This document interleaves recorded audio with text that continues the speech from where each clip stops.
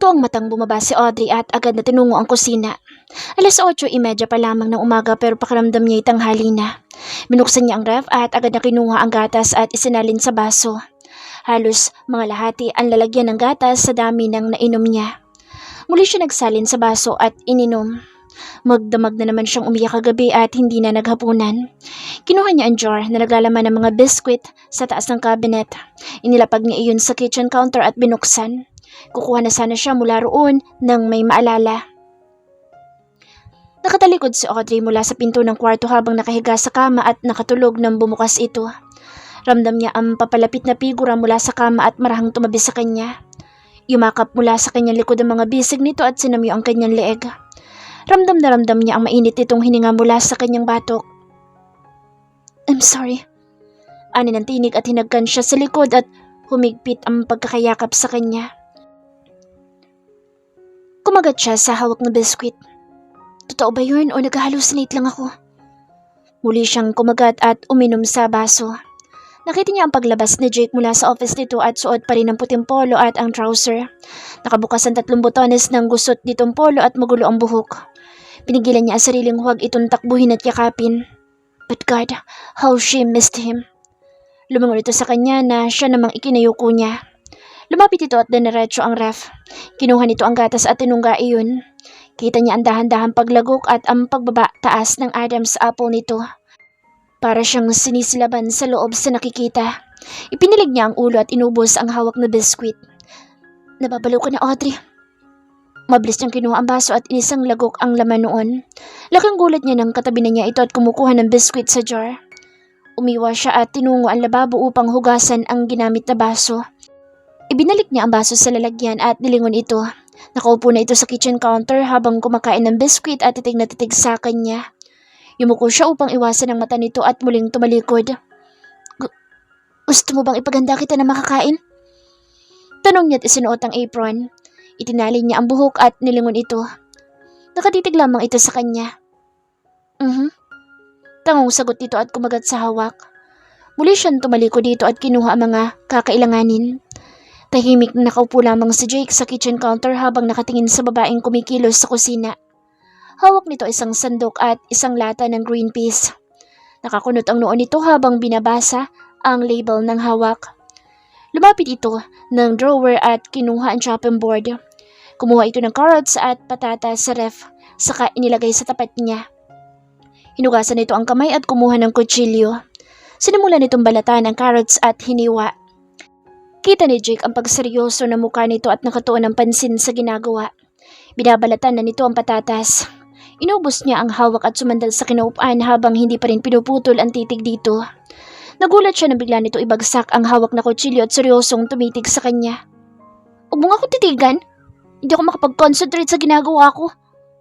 Nito at mariing hinawakan ng kutsilyo at pinagpatuloy ang ginagawa. Sa sandaling iyon nakaramdam ng takot sa Jake sa lakas ng boss dito at sa paraan ng paghawak ng kutsilyo. Parang papatay ito anumang oras.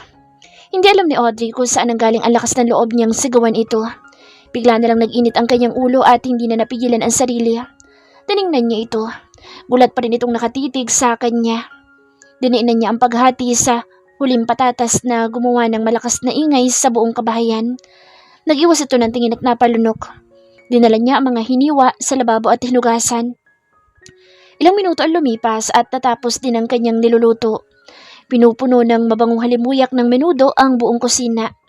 Inilapag niya ang bowl sa harap ni Jake at umupo sa katapat nito. Agad ito sumandok ng ulam at sumubo. Napangiti siya sa nakikitang masaganang pagkain nito. Sinadya niyang lutuin ang menudo dahil napag-alaman niya mula kay Nanay Rosa na paborito ito ng asawa. Nakangiti lamang siyang pinagmamasdan nitong kumain. Halata din niyang hindi rin ito nakakain ng maayos dahil sa trabaho. Mabuti na rin at kahit papaano ay nakakabawi ito ng kain. Muli itong sumandok ng ulam nang hindi sinasadyang matalsikan ng sauce ang pisngi nito. Napangiti siya at kumuha siya ng tissues sa lamesa. Makita lamang itong kumakain ng kanyang niluto ay pinupuno na ng saya ang kanyang puso. Inabot ang mukha nito at pinunasan. Natigilan sa Jake nang maramdaman ang magaang pagdampi ng kamay ni Audrey sa kanyang pisngi. Tangan ang tissue. Pinunasan nito iyon at napatingin sa kanya. Nabitin sa ere ang kamay ni Audrey nang mapatingin sa mga mata ni Jake. Nakatitig ito sa kanya. Ilan sandali pa silang nagkatitigan. Nung una siyang magbawi ng tingin, ngunit hinawakan nito ang kanyang baba. Muling nagtama ang kanilang paningin. Dahan-dahang humaplos sa mga kamay ni Jake sa kanyang pisngi. Ang hinlalaki nito ay pinapasadahan ng kanyang ibabang labi. God, he misses him so much. Bumaba ang tingin ni Jake sa mapupula nitong labi, pabalik sa mapupungay nitong mata. Unti-unting naglapit ang kanilang mukha nang umiwas ito at tumayo. Sorry, anito't mabilis na umalis. Pagkasara ng pinto ng kwarto ay napahawak si Audrey sa kanyang dibdib. Ramdam niya ang mabilis na pagtibok ng kanyang puso at ang panginginig ng katawan niya. Tama ba nakita niya sa mga mata nito? Ang pangungulila. Pero para saan? Para sa kanya o sa katawan niya? Napasandal siya sa pinto at napatakip sa bibig upang pigilan ang pilit na kumakawalang hikbi. Gusto niya na itong yakapin at paliguan ng halik. Gusto niyang muling maramdaman ang pagyakap ng matitipuno nitong bisig na nagpaparamdam ng kapayapaan sa kanya. Gusto niyang muling maramdaman ng mainit itong halik na nagbibigay ng kakaibang elektrisimo sa kanya. Gusto niyang muling marinig ang matatamis nitong salita na naghahatid kaligayahan sa kanyang puso. Gusto ko na bumalik kami sa dati. Bulong niya at napaupo. Niyakap ang mga tuhod at mahinang umiyak. Nakaupo si Audrey sa gilid ng kama, hawak ang pidikit nang may kumatok mula sa pinto. Mabilis niyang itinago ang hawak nang bumukas iyon. Napahinga siya ng maluwag nang si Nanay Rosa ang pumasok, dala ang isang basong tubig at gamot. Umupo ito sa kanyang tabi at inilahad ang hawak. Inumin mo na mga vitamins mo. Baka bubuti para sa bata. Ngiti nito sa kanya. Tinanggap niya iyon at ininom. Inilapag niya ang baso sa night table at muling tiningnan ang hawak. Wala ka bang balak na sabihin kay Jake? Tanong ni Nanay Rosa habang hinihimas ang kanyang buhok. Lumingon siya sa matanda. Tingin niyo po ba? Matutuwa siya kung sasabihin ko. Hinawakan nito ang kanyang kamay. Walang sino man ang hindi matutuwa kung mabibigyan ng biyaya. Tumango siya at ngumiti sa kaisinandalang ulo sa balikat nito. Gusto mo bang sumama sa rancho? Balita ko'y maraming buko ngayon doon. Suot ang isang boho dress at balabal ay nagpalingalinga sa Audrey sa paligid. Kasalukuyan na lang isinasakay sa truck ni Boyet ang mga gagamitin panluto at mga basket para sa rancho. Nasaan po si Jake, Nay? Kanina pa nauna yun. Kasamang Erica na iyon. Sagot nito. Napaiwas na lamang siya ng tingin at tumulong sa pagkarga. Ay naku ma'am, ako na po. Mabigat po iyan. Agaw ni Boyet sa hawak niyang mga basket at isinakay sa truck. Humarap ito sa kanya. Kung iniisip niyo po kung paano nakapunta doon si Ma'am Erica, hinatid ko po. Hindi naman po iyon may sasakay ni Sir kay Jonathan dahil sa kaartehan ng kabayong iyon. Kayo lang po ang sinasakay ng karneng iyon. Ngiti ni Boyet sa kanya at sumakay sa driver's seat. Sa inyo pa rin po ang boto namin, Ma'am Audrey. Ngiti ni Martha at sumakay na din. Nangingiting sumakay na din sa Audrey sa sasakyan. Nandito na si Miss Buko. Yun no? Sa wakas at kaganahan na rin tayo sa pagtatanim. Kantsaw ng mga trabahador sa rancho nang bumaba si Audrey mula sa sasakyan. Umiti siya sa mga ito't kumuway. Sanay na siya sa mga papuri at biro ng mga ito tuwing pupunta siya dito. Pinalayawan din siya ng mga ito na Miss Buko dahil sa lakas niyang kumain ng buko at nakakaubos ng 8 hanggang 10 buko tuwing pupunta siya doon.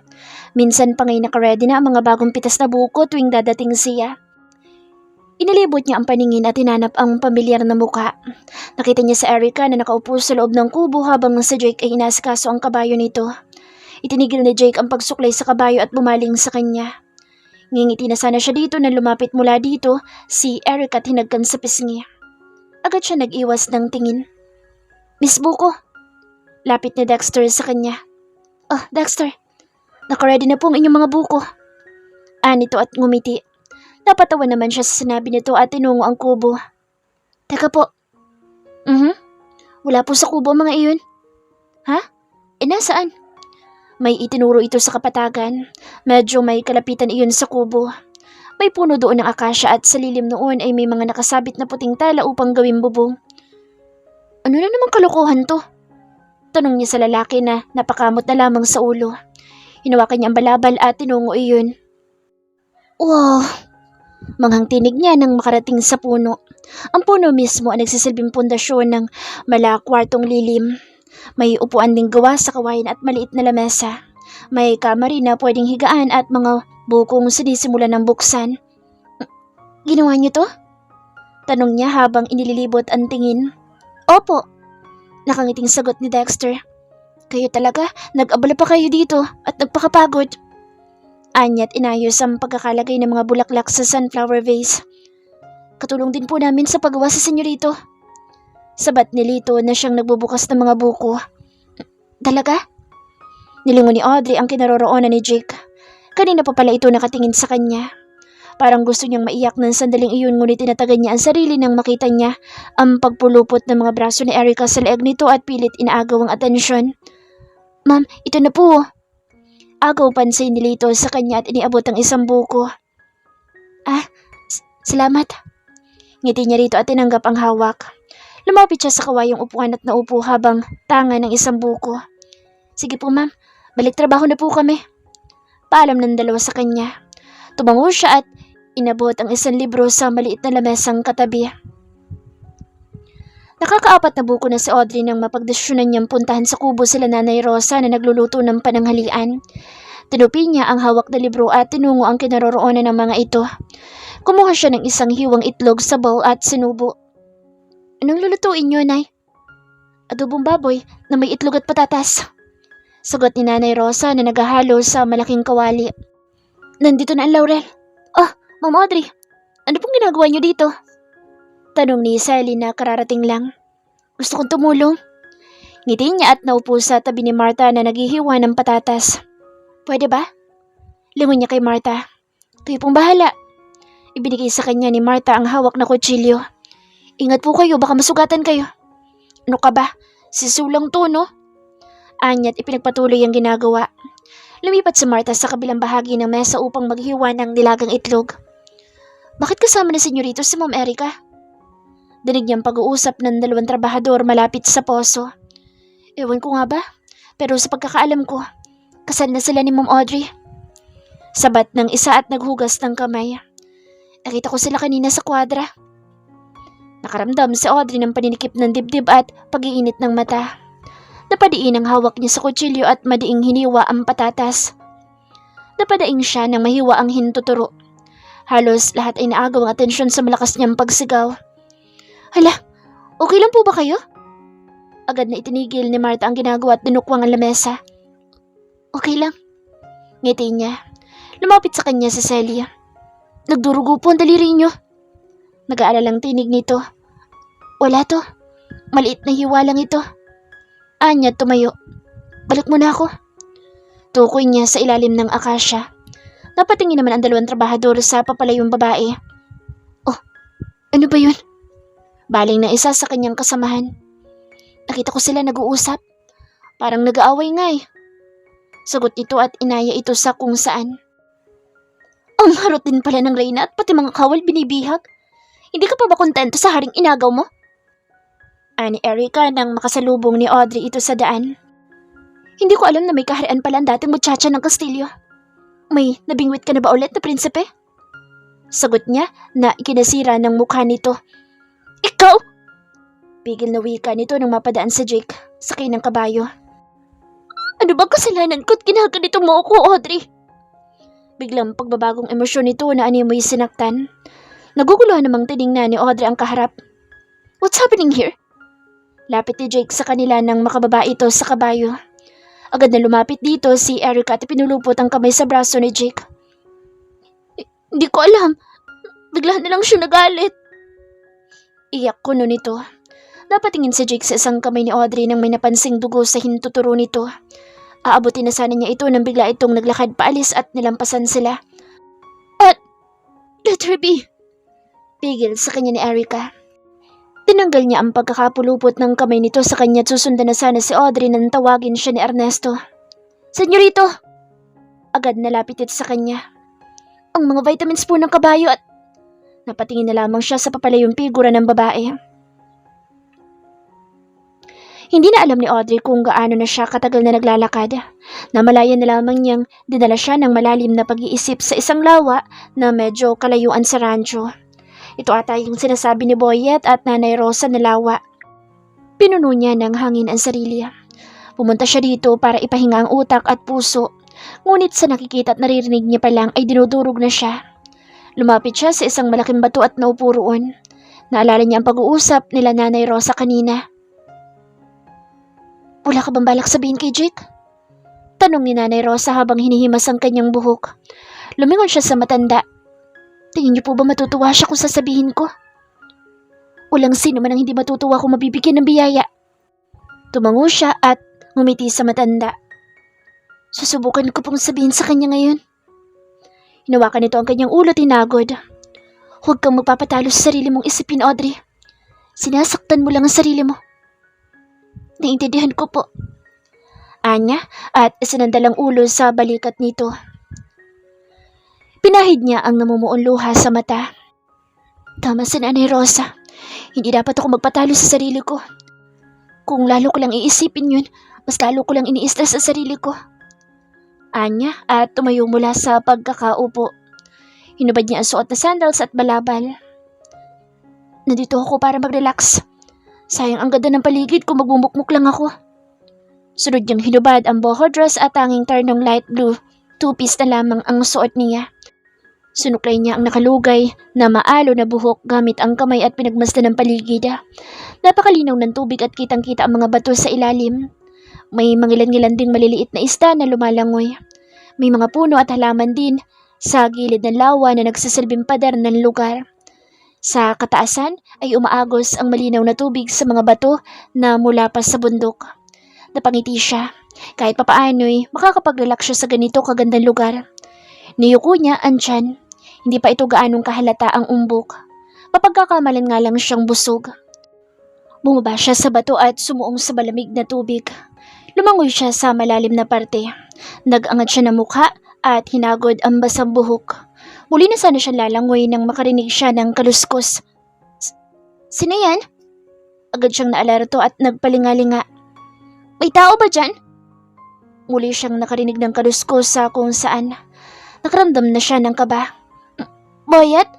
Ikaw ba yan? Muli siya nagpalingalinga sa mga halamanan. Dexter? Lito? Huwag kayo magbibiro ng ganyan na. Hindi nakakatuwa. Sigaw niya at sumuong. Hawak ang dibdib. Daman-daman ni Audrey ang malakas na pagkabog ng puso niya. Nagtataasan ang mga balahibo niya sa katawan dahil sa kabang nararamdaman. Nagpalingalinga siya sa mga dahon at puno. Okay, Audrey.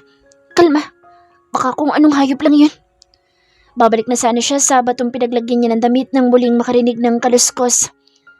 Is anybody... Malakas siyang napatili at nagsabog ng tubig sa lugar kung saan siya nakarinig ng kaluskos. Ngunit halinghing lamang ng kabayo ang kanyang narinig na nagpabalik sa kanya sa katinuan. Agad niyang iminulat ang mata. Jonathan?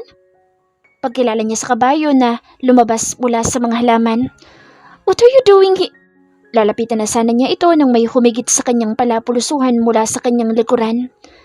Hindi na niya nagawang sumigaw pa nang takpan nito ang kanyang bibig gamit ang kamay nito. Pilit siyang nagpumiglas ngunit ang isang kamay nito'y pumulupod sa kanyang bewang. Nakapikit na pinaghahampas niya ito sa dibdib.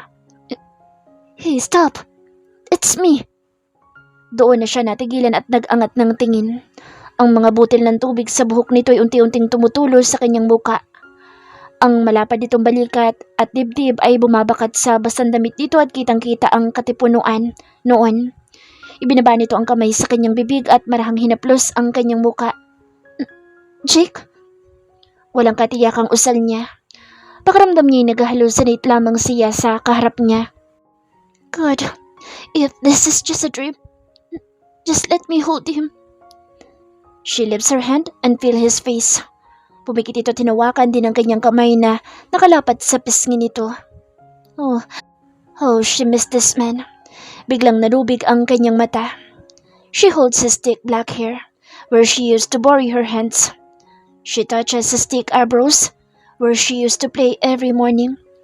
She trails her fingers to his pointed nose, where she used to kiss every time. She touches his lips, where she used to crush frequently. She placed her other hand on his broad shoulder, where she used to lay down her head.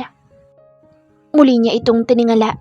Nakapikit lang ito at animoy pinapakiramdaman ang bawat paghaplos niya dito. Kanina pa pala umaagos ang kanyang luha sa pagtitig pa lamang dito. God, please, bear me more time to feel him. Mahinang dasal niya at inabot ang labi nito sa kanya. She kissed him slowly and feeling the sweetness of his kiss. How she misses the kiss she used to get every time she were with him. I miss you. Mahina niyang usal nang maputol ang halik. At sa pagdilat niyang iyon ay kasabay unti-unti nitong paglaho. Umiiyak na yumuko si Audrey at dinaramdam ang presensya nito. She buries her face in her palms and start to sob and cry.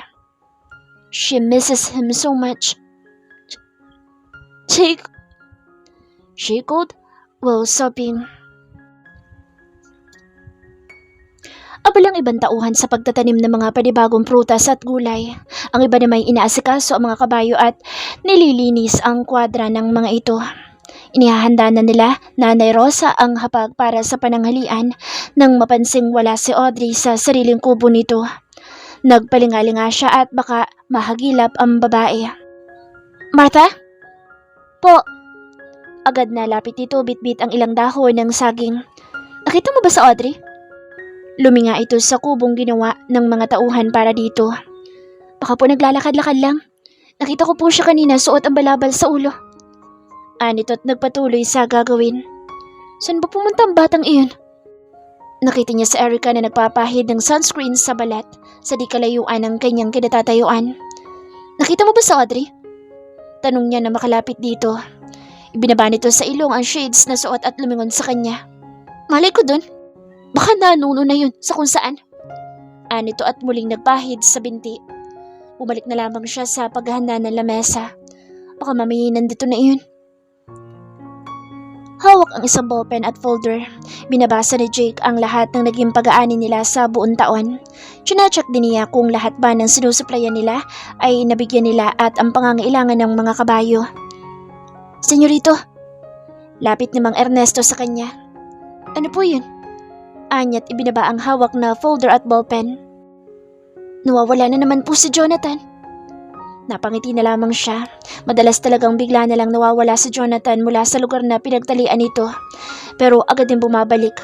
Nagpapaikot-ikot lang ito sa buong rancho at bigla na lang susulpot sa kung saan. Hayaan niyo na po ang kabayong iyon. Hindi na po kayo nasanay. Napakamot na lamang si Mang Ernesto sa ulo at bumalik sa gawain. Ibinalik niya ang tuon sa binabasa nang maalala si Audrey. Agad niyang hinanap ng mga mata niya ito sa pinagawang kubo para dito, ngunit wala ito doon. Napaayos siya ng pagkakatayo at agad na nagpalingalinga. Nakita niya sila Nanay Rosa na nag-aayos ng hapag at si Erica na nakaupo sa kubo. Lumapit siya sa kubo at hinanap ang babae. Baka sakaling tumutulong ito kina Martha at Sally. Ngunit ang tanging dalawang dalagita lamang ang kanyang nakita. Agad niyang nilapitan ang matanda. Nanay Rosa. Oh, iho. Nakita niyo po ba sa Audrey? Yun nga rin ang kanina ko pa hinahanap. Po? Sabi ni Martha, nakita niya naglalakad-lakad lang daw kanina. Pero saan naman pupunta ang batang yun? Nangunot ang kanyang noo at pinagmasdan ng paligid. Busy ang lahat sa mga kanya-kanyang gagawin. Lito! Tawag niya dito na may kausap na isa pang trabahante. Po? Senyorito? Lapit nito sa kanya. Check mo kung lahat ng trabahante ay nandito. Opo. May tiwala siya sa mga tauhan niya pero hindi pa rin maaalis ang posibilidad. Hindi siya pwedeng magpautos sa mga ito na hanapin ng babae lalo na't nag-iisa lang ito sa ngayon. Umigting ang kanyang mga panga. Sa isipin pa lamang na baka may masama nang nangyari dito ay makakapatay talaga siya. Senyorito, lahat po'y nandito. Maliban po kay Rodolfo na umuwi sa probinsya dahil sa lolang kamamatay lang po. Agad na paalam ni Lito. Tanging-tango lamang ang itinugo niya at muling hinanap ng mga mata ang babae. Nalulukot na ang folder na hawak niya sa sobrang pagkakakuyom ng kamay. May problema po ba? Tanong ni Lito sa amo. Nang mapansin ang pag-igting ng mga panga nito at animoy may hinahanap. Wala. Sige na. Yumuko naman si Lito bilang paggalang at umalis. May nangyari ba? Nakaupo si Audrey sa malapad na bato kaharap ang lawa at nagpapatuyo ng katawan. Kumakain naman si Jonathan ng mga damo sa tabi ng puno. Nagpakawala siya ng buntong hininga at niyakap ang tuhod. Hallucination lang ang lahat kanina nang makita at mahawakan niya si Jake. Tinignan niya ang palad. Sa sobrang pangungulila niya dito ay nag-hallucinate na siya. Napatawa na lamang siya sa sarili at hinubad ang balabal na nakapulupot sa katawan. Natuyo na ang buhok niya pati na ang suot niyang two-piece dahil sa katamtamang init ng simoy ng hangin. Tumayo siya at pinulot ang hinubad na boho dress saka isinuot. Napadaing siya nang hindi sinasadyang madanggil ang kanyang sugat sa hintuturo. Ngayon lang niyang naalala ang sugat sa daliri. Namanhid siguro dahil sa ilang oras na nakababad siya sa tubig. Bumaba siya sa bato at lumapit sa kabayo na tahimik na kumakain ng damo. Hey, Jonathan. Himas niya sa ulo nito na ikinahalinghing naman ito. How did you get here, ha? Tumakas ka ba sa kwadra mo? Tanong niya na parang sasagot ito. Nilangon niya ang paligid. Saan nga ba ako dumaan kanina? Nilangon niya ang kabayo. Kailangan na natin bumalik. Baka hinahanap na tayo. Hinawakan niya ang tali nito at naglakad sa direksyon na walang katiyakan. 15 minutos na sila naglalakad pero hindi pa rin sila nakakabalik sa rancho. Nararamdaman na rin niya ang pagod ng mga binti. Nilingon niya ang kabayo na nakasunod sa kanya. Hey buddy, I need your help. Nagpalingalinga siya sa dinaanan nila. Do you know the road? Back to the ranch? Humalinghing ito na animoy naiintindihan siya. Okay then. Sumampa siya sa likod nito.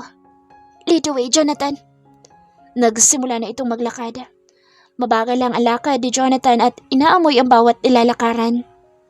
Mukhang inaalala nito ang nilakaran nitong pabalik sa rancho. Mas muutak pa ito kaysa sa akin. Isinandal ni Audrey ang ulo sa likod ni Jonathan at hindi na malayan kung saan siya dadalhin ng kabayo. Hey babe. Lapit ni Erica kay Jake na kanina pa hindi mapakali sa kinatatayuan. What's wrong? Hinawakan niya ito sa pisngi. Hindi ito tumugon at panay ang linga sa paligid. Napairap na lamang si Erica at nagnakaw ng halik sa pisngi nito. Nakita naman ni Nanay Rosa ang kapangahasan ng babae. Gusto niya itong hilahing palayo dito at ipamukhang may asawa na ito. Nanggigigil na nagsandok siya ng kanin mula sa kaserolang hawak at inilagay sa dahon ng saging na nakabalandra sa lamesa. Nay, baka mabutas yung dahon. Pansin ni Sally sa mayordoma. Napatigil naman si Jake at niyuko ang babae. Ngumiti si Erica sa kanya at muling nagnakaw ng halik sa kanyang labi. Nangiiwas niya ang muka. Erica, stop! What? Naiinis na tingala ni Erica sa kaharap. Nag-iwas lamang ng tingin si Jake na mas lalong ikinainis niya. Ano pa silbi ng pagdala mo sa akin dito kung ang utak mo'y naliligaw kung saan? Hindi tumugon si Jake. What the hell, Jake? Nag-aalala ka ba sa Audrey na yun? Well, baka kung saan na napadpad ang hitad na iyon at natuklaw na ng ahas. Erica! Hinilot ni Jake ang kanyang nangungunot na noo at pinipigilan ang sariling huwag patulan ang babae. What now? Hindi ka pa ba nadala sa mga kasanungalingan ng babaeng iyon? Naikuyom na lamang ni Jake ang kamay at tinalikuran ito saka umalis. Hindi niya alam kung saan aabot ang pagtitimpi niya rito. Yan! Diyan ka magaling! Kapag si Audrey ang involved, ang bilis mag-init ang ulo mo. What's my purpose here? You dumb-headed jerk! I hate you! Ngunit hindi niya na ito muling nilingon pa at patuloy lang sa paglalakad. Namumula naman si Erica sa galit habang nakatingin sa papalayong lalaki. Hindi ako papayag na maagaw mo lang sa akin ng basta sa Jake. Audrey, watch me. Kanina pa nagpapaikot-ikot si Jake sa rancho at nagbabaka sakaling makita ang asawa. Kanina pa talaga siya hindi mapakali at baka kung ano nang masamang nangyari dito. Senyorita! Rinig niya sigaw ng ilang tauhan at agad siyang napatakbo doon. Diyos ko! Nag-aalalang wika ni Nanay Rosa na makita ang kalagayan ni Audrey. Mula sa kung saan, bigla na lamang sumulpot si Jonathan sakay sa likod nito ang walang malay na si Audrey. Nakahilig ang ulo nito sa likod ng kabayo. Ang kamay nito'y nakalaylay at mabuti na lamang ay hindi ito nahulog kahit hindi nakakapit sa kabayo habang naglalakad. Napatigil naman si Jake. Hindi niya alam kung papaanong nagbalik ang alaga kasama ang babae. Hawak nilito ang tali ni Jonathan na tahimik na kumakain ng damo. Lumapit si Dexter sa babae at akmang hahawakan ito ng pigilan niya. Napatingin naman si Dexter sa amo. Nasa mukha nito ang kaseryosohan at pagbabantang hindi maaaring hawakan ang pagmamay-ari nito. Binalingan ni Jake ang asawa na nakahilig sa likod ng kabayo. "Sir, ayos lang po ba si Ma'am Audrey?" Nag-aalalang tanong ni Martha. "She will." Anya tinawakan ang pisngi ni Audrey. Medyo mainit ito kumpara sa normal body heat ng tao. He carefully carried her in his arms. Umungol ito at nagpakawala ng buntong hininga.